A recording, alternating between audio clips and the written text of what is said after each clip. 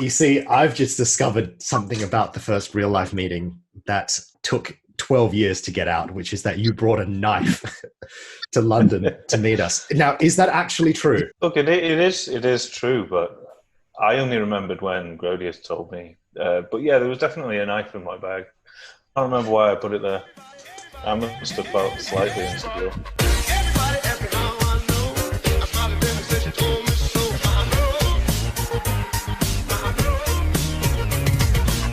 Don't blame you.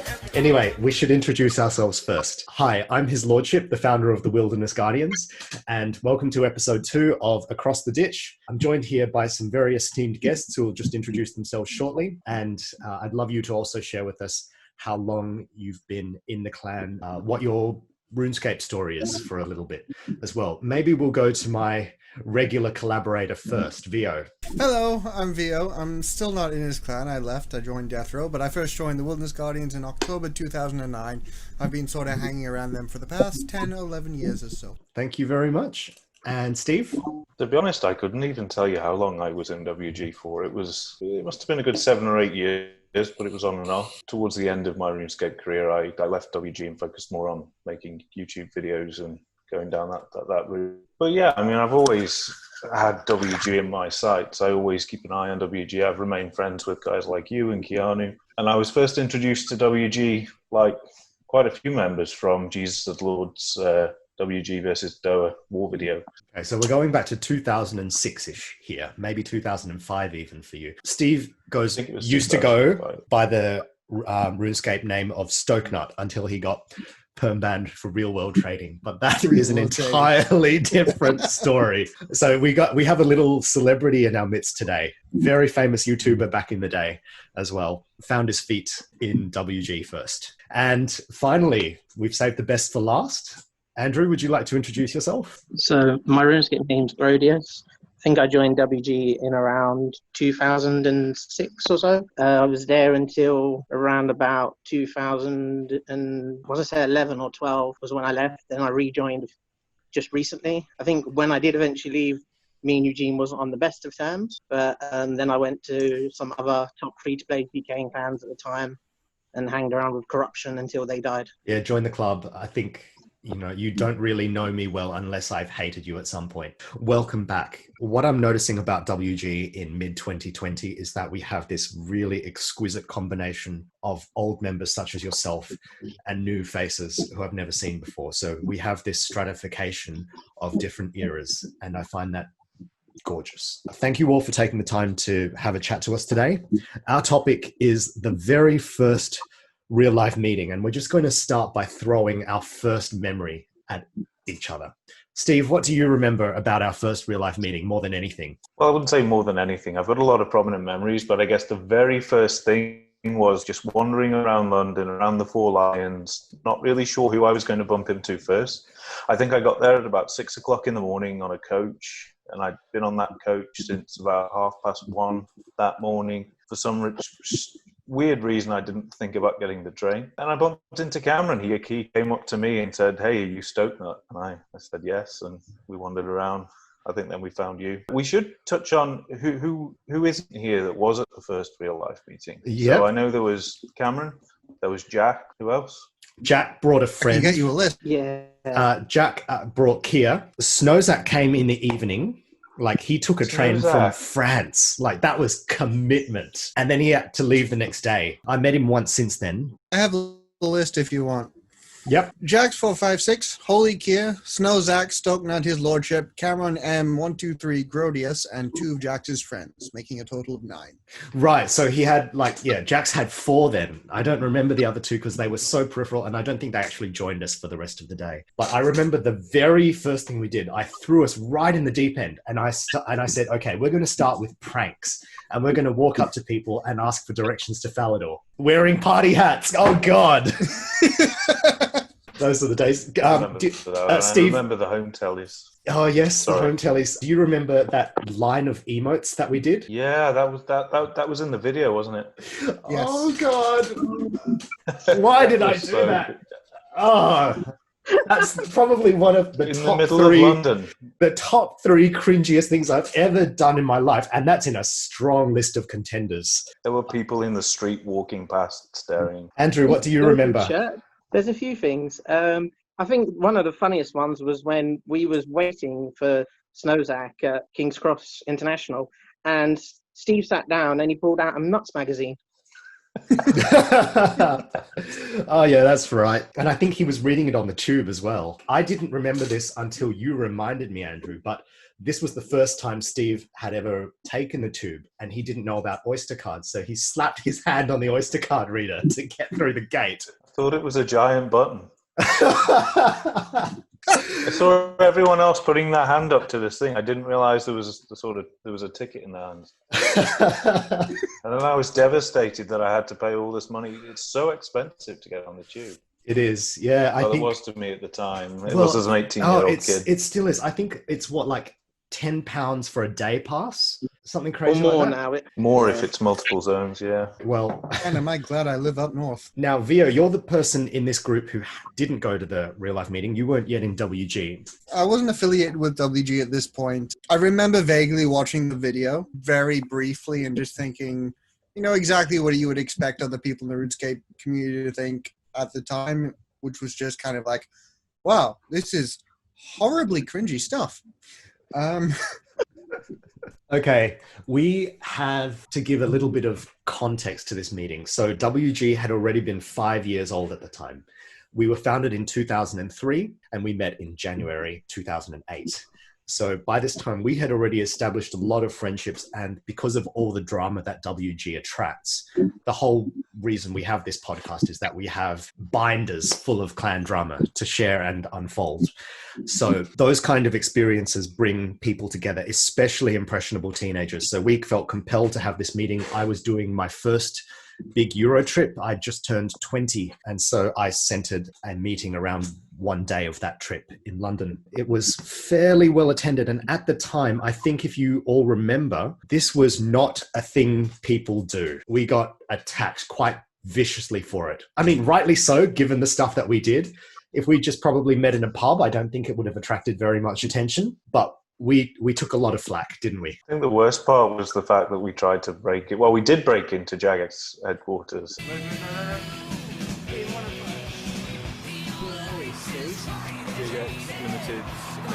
We started in the car park. We were looking for their cars just to, I don't know why we started in there. We were looking probably for the easiest way in.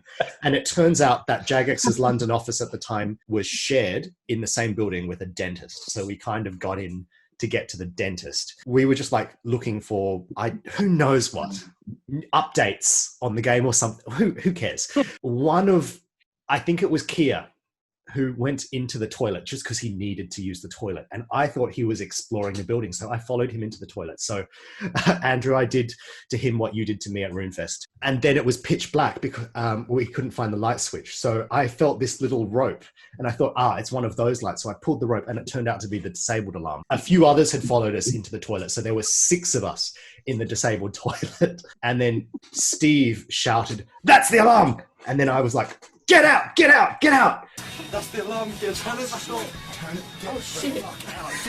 And so we had to abort the plan to infiltrate Jagex, but probably for the best, because had we succeeded, I don't think I would be in good standing with the company. I still remember us all running through the lobby. I don't know if any employees actually saw us, but there must have been security camera footage of 6 to 8 kids going through the lobby, all piling into this disabled toilet. A few seconds pass, and we all leg it out the front door. Genuinely seems like something out of a comedy sketch. Oh, it was horrible. So Andrew, what else do you remember? Now you say about the emotes. I remember we also went to a church to do the pray at the church thing. Remember, you was like, "Oh yeah, we should." We ended up at a church. No, we didn't. Yeah. We were walking past one of those public open churches. We walk through the front door, and then you have the section where there's all the candles that people like you do in touristy destinations. Did we recharge our prayer? Yeah.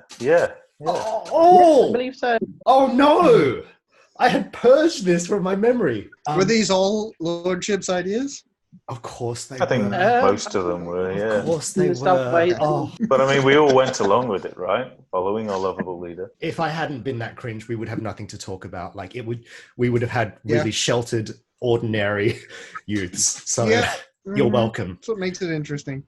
Steve, were you there when Snowzack tried to buy drugs? Yeah, the tea. Yeah, why don't you tell us about Wow, that? I forgot about the tea until you just said. Go on. So we were walking through, and I think it might have been Piccadilly. I know we ended up in Piccadilly at some No, point. we yes. walking I along. will. I'll tell We you were about looking to Piccadilly buy- shortly. Yeah, we were walking through some sort of trade district, and we were going into these random shops that looked like they might, there must have been some racial profiling going on, because we were certainly looking for the type of people that might be selling drugs. Snowzack ended up buying what we thought was some weed, which we took off to the park, and Snowzack was rolling this, and the guys were saying, this doesn't look quite right. This smells a bit like tea. Well, smoked it anyway. We tried. Well, And it we didn't turn out to got be tea. Yeah. we got Zach to do it, and I think we all pulled our money in for it too. So, yep, it turned out to be tea. Snowzack thought he was buying drugs and he bought tea. We did end up getting some real weed. Get That some was real when I drugs. came out with a bottle of vodka. Okay, Yeah. so here we go.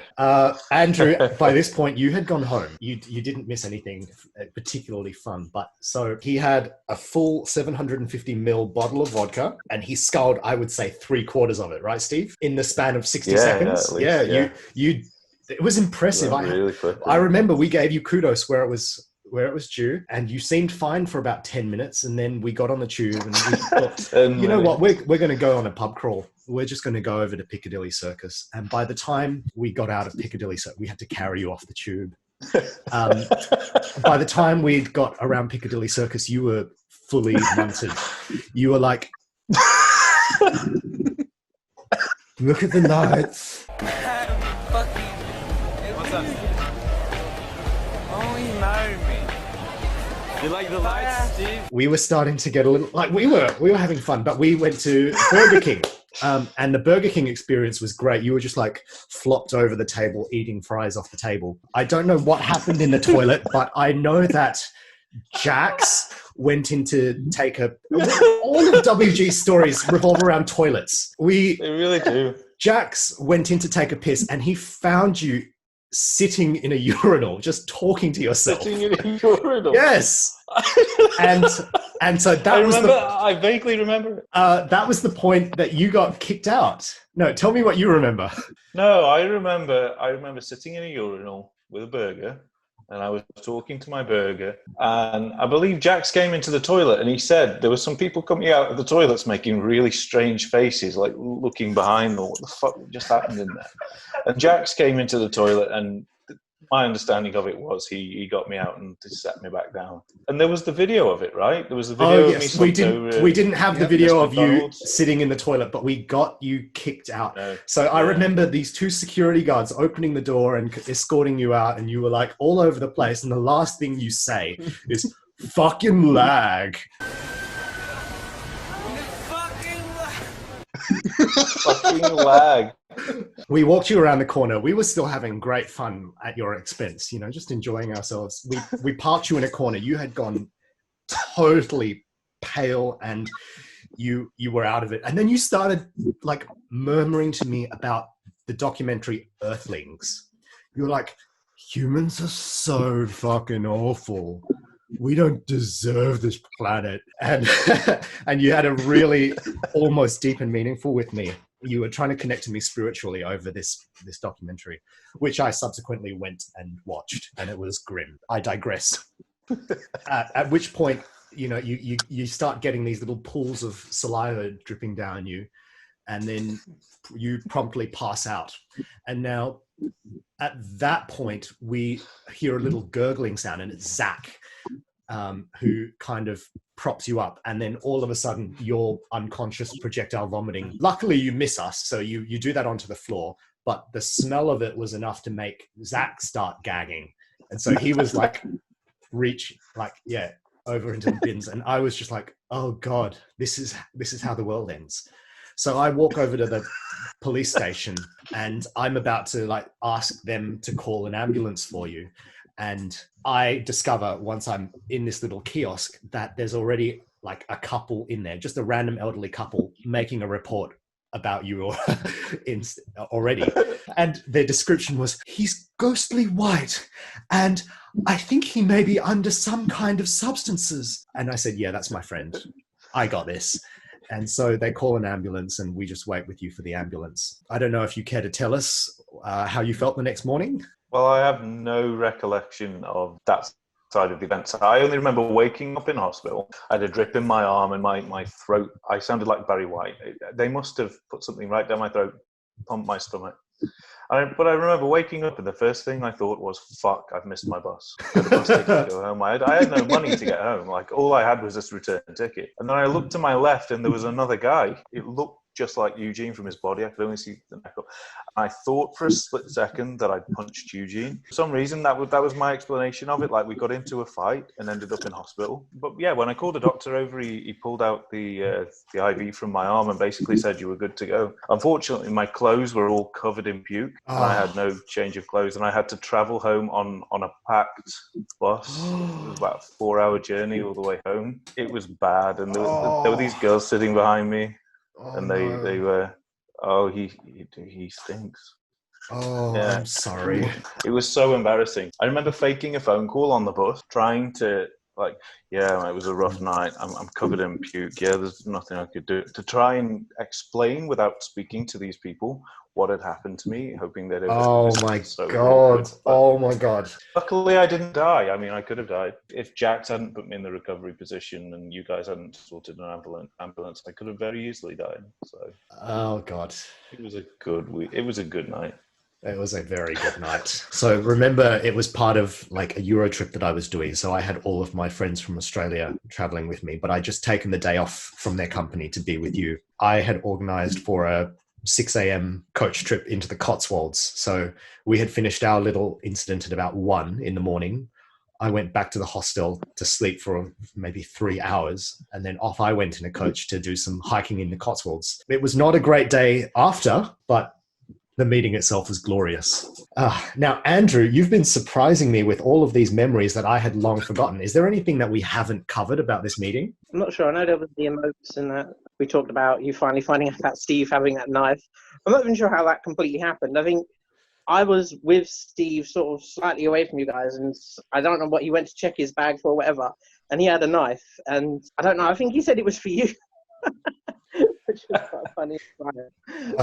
One thing that I just remembered was, remember when we were all meeting in Trafalgar Square, we were wearing our party hats and we were like just doing some filming of all of our shenanigans, and the security lady came up to us and she's like, what are you doing? Are you filming for commercial purposes? And then I had a big fight with her. I was like, go away, it's none of your business. I was really rude. Like, I was definitely in the wrong. In the end, she was doing her job, and now with hindsight and some age and maturity, I feel really bad. So Trafalgar Square lady, I'm so sorry. Now, I think we actually have enough material for our podcast, which Vio's going to have a lot of trouble cutting down to 15 minutes. Thanks everyone for tuning in. And thank you to Steve and Andrew for your camaraderie and joining us today. It has been a real pleasure. I would say, and I think this should go to Vio as well, I should say that the first real life meeting was very important to WG history because it was the first bridge between the game and real life. Yeah? Absolutely. Agreed. It needed to happen to pave the way for our future real life meetings. It was really awkward, but we got a lot of that out of the way, and I think it having happened made future real life meetings much more relaxed and much better. Vio, why don't you sum up the first real life meeting in terms of historical significance for us? The main thing it did was kick off WG's approach to the more community-focused side of things. After this meeting, we had the T-shirts, we had subsequent meetings, we had pens and all that sort of stuff. Really took a completely different approach to what it meant to be a clan that no other clan had done before. I think people right now in the age of social media, just remember that Facebook was just taking off at this time. The internet's no longer anonymous, but at the time it was so easy to hide behind your RuneScape username. So breaking down the barrier and presenting yourself in real life. You know, when I was making my recruitment videos, I would use my real face and I would introduce myself with who I was, which is now no longer a thing. But at the time, people would bully you for it. So I think WG was instrumental in opening those floodgates and allowing other clans to do the same and demystify these personalities online. Thank you so much, everyone. And I will see you all for episode 3.